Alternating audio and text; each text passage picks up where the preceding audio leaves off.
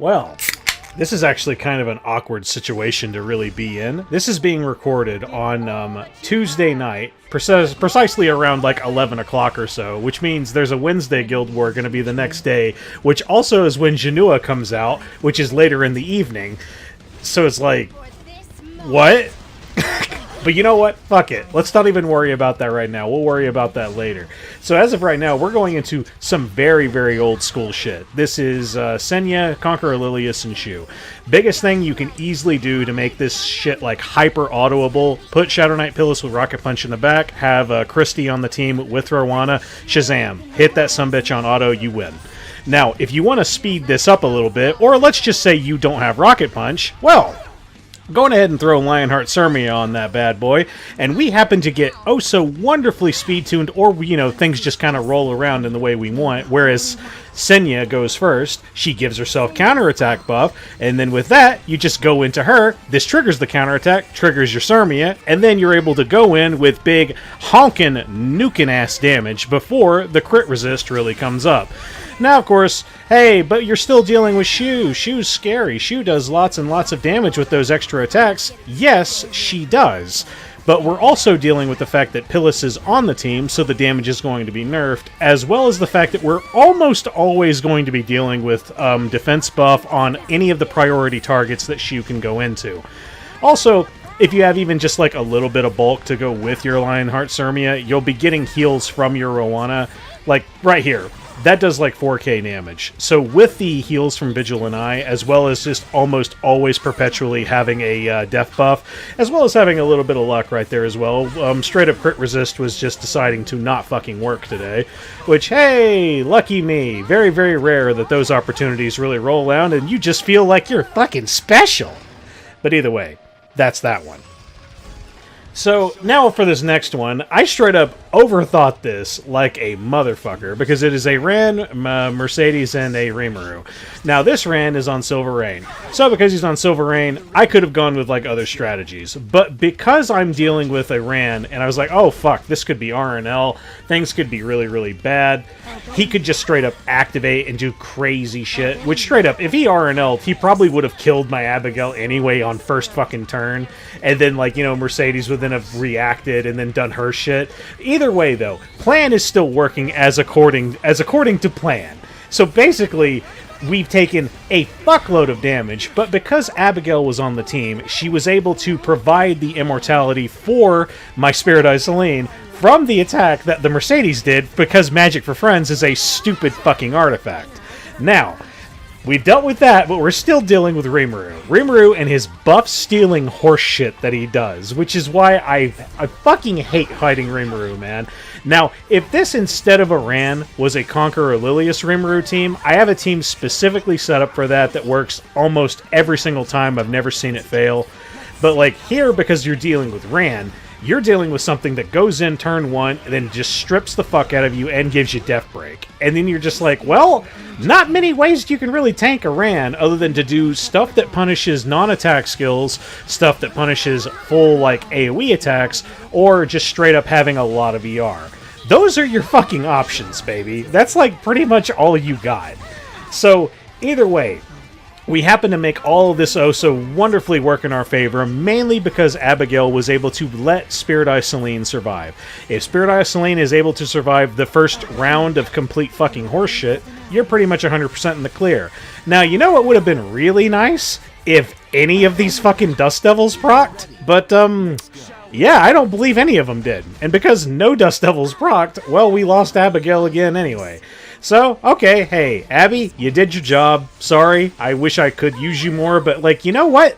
Gear is kind of a bitch. It's kind of a fucking bitch getting gear. So, sorry, Abby.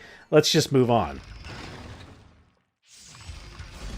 And now on to, well, basically, it's a Nahkwol team. And if you ever see a Nahkwol team and you don't really have a design, or, like, you don't know where you're really wanting to go with it, smartest thing you can ever really do is just throw Laia on that team, because she's going to negate all the bullshit that Nahkwol's going to do. Now, I absolutely did not expect that she was going to be on her own artifact, which could have been really bad, as my Dark Corvus could have had Death Break right then and there, but because Proof of Valor is such an overwhelmingly based artifact, and the Savior Adin did not have attack buff, he wasn't going to die. Straight up. That was never going to happen. Never, ever going to happen. So we're 100% safe in that regard. So basically, Nahkwol is going to go into Laia. Not really going to affect her in the slightest. Savior Aiden's going to go into Dark Corvus. That's just going to build meter. And then also, Apocalypse Ravi is going to go into your Doris. So, you have two means of, like, absolute hyper-nuking. A small baby cleanse whenever you see the opportunity, aka right fucking now. So we'll cleanse the Dark Corvus. Let's just go into the Savior Aiden. Shazam! One of the lose conditions is gone. The only other lose condition that is still there is the Apocalypse Ravi, because she can actually go in, injure your Doris, and also possibly counterattack you, which I don't believe this one is on counterattack, so not too big of a deal. But yeah, basically, we've dealt with the one damage dealer. Now we just have to deal with the Apocalypse Ravi, which, guess what? I'm not going to spoil it, but the damage that Laia does is rather fucking impressive. I'll leave it at that. Because Laia's kind of fucking broken. Like, no fucking shot. Like, hey, first and foremost, I'd attempt to, like, hey, should I soul burn this? And I was like, you know what? Even if I miss against a Nahkwol, this shit should kill. It's like, what, 12k or something like that? Yeah, it's like almost 12, close to 13k. That kills the Nahkwol. And because you kill, you get an extra turn, which then, you know, hey, that gives me my sweet miracle stuff, or whatever her S2 is called. We'll boost everybody up. So now she really just needs one more turn, and as soon as she gets that turn, well, guess what? She has fucking S3 again. So, like, quite legit, if you kill with Laia, your tempo is so fucking fast, you'll just fucking destroy the team. And here's the fucking kicker right here. You think this is gonna kill? Guess what? It fucking does. 26,000 damage. Now, right here, a lot of weird shit happens here. Mainly because, like, I was not expecting a Troublemaker Crozet, Navy Captain Landy, and a Lethe team, where the Troublemaker Crozet is actually protecting the Lethe instead of the Navy Captain Landy. But hey, whatever. I decided, hey, every time I see Navy Captain Landy, I'm gonna always throw Martial Artist Ken at that thing, just because Navy Captain Landy's fucking stupid. We don't have enough fucking counters for this bitch. This is dumb. But either way, like, because, like, right here, this is just going to straight up kill her. Yay! Now all we have left is Lethe. And the big problem is we haven't really done a whole lot of injury damage to the Lethe yet. Like, as of right now, I'm thinking to myself, okay, this should be fine. But of course, you know, she's taking that reduced damage from Troublemaker Crozet, so that's not as much injury as I would have liked, because that's the only reason why Alencia is even there. So here comes the first Kraken hit into an element advantage unit. Is I okay? Why, yes. Yes, I am very fucking okay. That only did like 11k.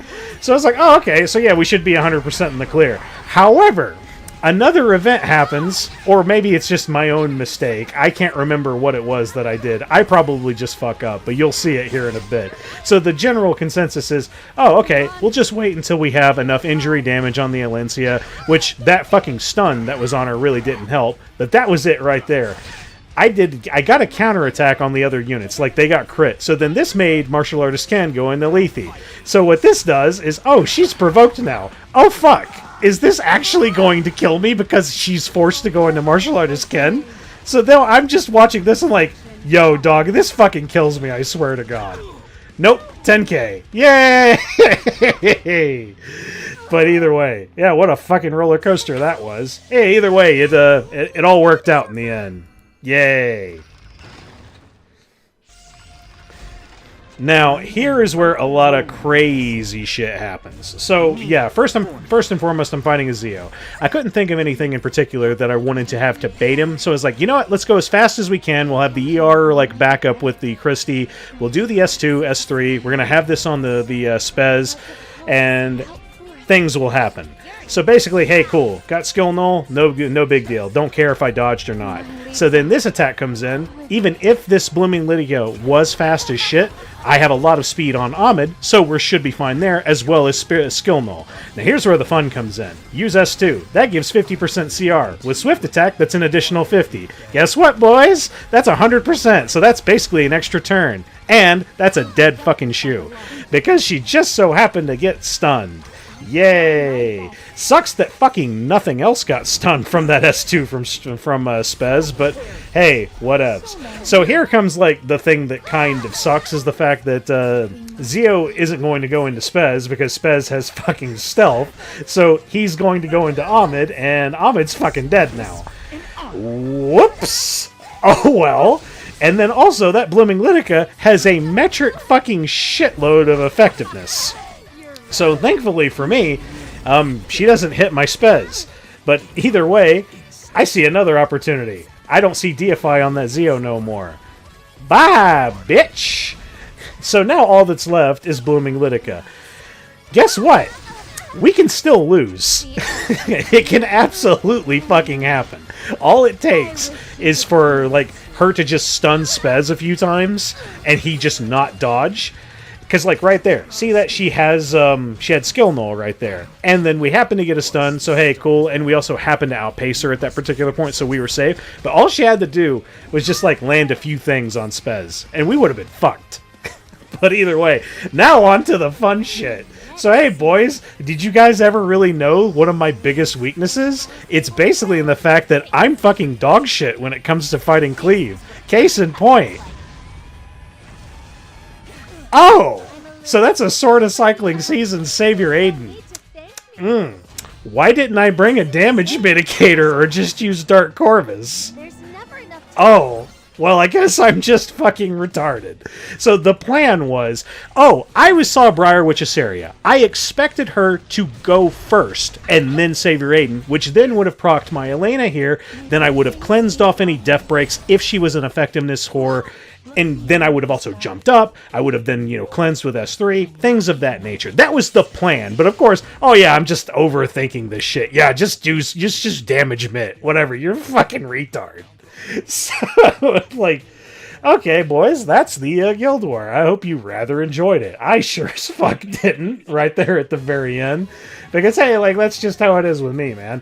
I always just fall the fuck apart whenever it comes to Guild War shenanigans, whenever it's, like, either at the very beginning or it's at the very end.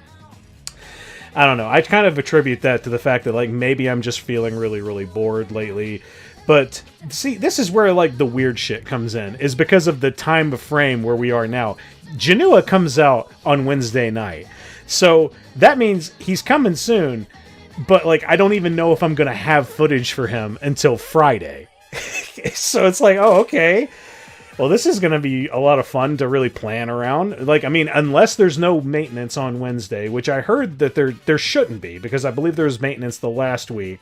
Then it's just a matter of, I know what I'll do. I'll just straight up not fucking do Guild War until fucking like 10 o'clock at night, and then I'll edit that bitch at like 11, and then I'll fucking go to sleep at like 3 a.m. or some shit. Whatever. That sounds like fun. We'll just do that. No, we're not gonna fucking do that. But, I mean, I don't know, man. Janua is probably one of the coolest fucking characters that I've seen that was introduced into the game in a long fucking time. A lot of people were, like, mad fucking hype for Kayn, and I was like, oh, yeah, Kayn looks cool. He certainly is a lot cooler than Mort, and he's actually doing villainous shit a lot better than Mort, and he seems to have better motivations than Mort ever did. Because, like, to those of you who even remember Mort from episode 3, motherfucker's motivation was quite literally, lol, I'm bored. I'm gonna go and just fuck around with shit. Like, that was quite literally his motivation, was, LOL, I'm bored. Meanwhile, Kayn is a fucking vengeful motherfucker who straight up died and has been revived. It's like, you know what? I'm gonna fuck these people up. Fuck all this shit. It's like, okay, I'm immediately more interested. But hey, either way, boys, that's the end of the Guild War. I hope you guys enjoyed this video. If you did, go on ahead and leave me a like. If you want to see more of my content, go on ahead and hit subscribe. Ooh, woo.